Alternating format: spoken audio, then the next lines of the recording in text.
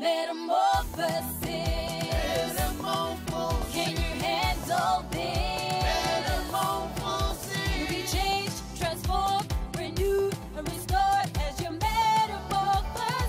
Hearing the word. For your spirit, your body, your mind, your soul. Metamorphosis. Hearing the word. Renewed and restored right here on Metamorphosis. You see, if you accept that life is spiritual, then it means you ought to invest in the things of the spiritual. You ought to invest in the spiritual. That's why the Bible says, exercise yourself unto godliness. Paul was telling Timothy, exercise yourself unto godliness, meaning engage in godly spiritual activity. Then he said, bodily exercise profits little. Meaning that's not going to get you far. Bodily exercise.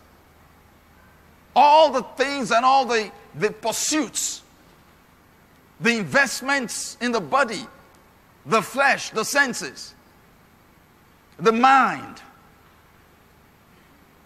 academic pursuits, you know, the things of the carnal dimension. He said that's not going to get you far.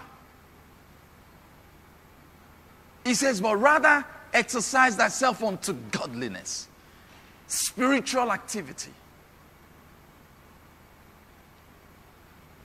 This is something that will distinguish you from the general class.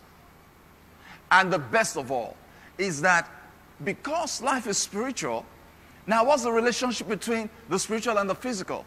The spiritual gave birth to the physical. And that life is spiritual, and that's where you ought to pay attention, means that if things go well in that realm, everything else will follow. That's why the Bible could boldly say that I wish above all things that you prosper and be in health, even as your soul prospers. Giving the idea that if you prosper spiritually, everything else will follow. Everything else. Pastor made a statement one day, not too long ago. I was glad when he said it. Pastor said, if you make spiritual progress, it's impossible for you to fail in any other way. He said it. Said if you're a success spiritually, you can't be a failure in any other way. You can't. The spiritual controls everything. He said, what may be, if it appears as though that guy is making spiritual progress, but it seems like he's failing in other areas, you know, he's making spiritual progress, but it's poor, he's making spiritual progress, but it looks like, you know, things are not working out in different areas. Pastor said, maybe what you think is spiritual progress is not spiritual progress. Because spiritual progress is not necessarily how long you speak in tongues. So if the measure is not accurate, you may be looking at the wrong thing. You may be looking at the wrong thing. One of the fastest ways to measure spiritual maturity is the content of your words, the quality of your words. That's one of the fastest ways.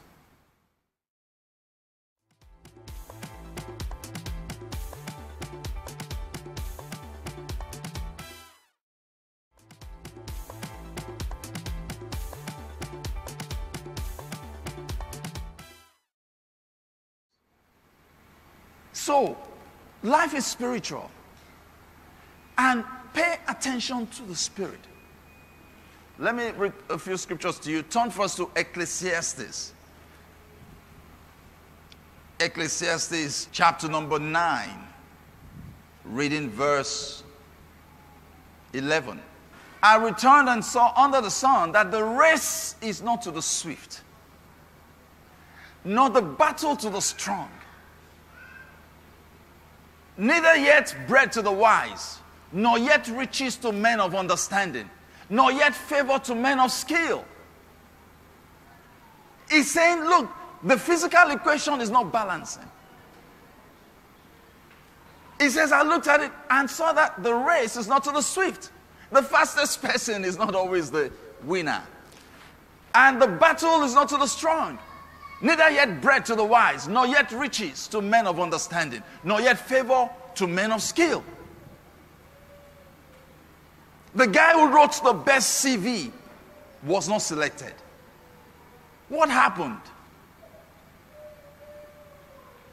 The guy who looked to be a stature of kingly stature was not selected. Samuel went to anoint the king, and Eliab stood in front of him, and he said, wow, this is the Lord's anointed, surely. God said, no. He said, don't anoint him, for I've rejected him. He says, because man looks on the physical. He said, well, God looks on the spiritual. Then the fellow who wasn't even qualified, it's amazing. When they said, bring out your sons, he didn't even remember David. They all came out. He said, these are my sons. And then when Samuel tried to anoint Eliab, and God said, no, that's not him. And it wasn't any of the others either.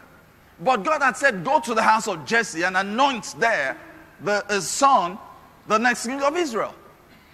And his sons all appeared to be in front of him. But none of this had been selected. Then he had to ask Jesse. He had to ask him. Jesse forgot that he had David. The guy who wasn't to be reckoned with. The race is not to the swift. The battle is not to the strong. The guy was not to be reckoned with. But that was the Spirit's choice. Then he said, do you have any other son? He said, well, there's yes. There's one, yeah, okay. He said, call him. And as it came, the Spirit said, this is he.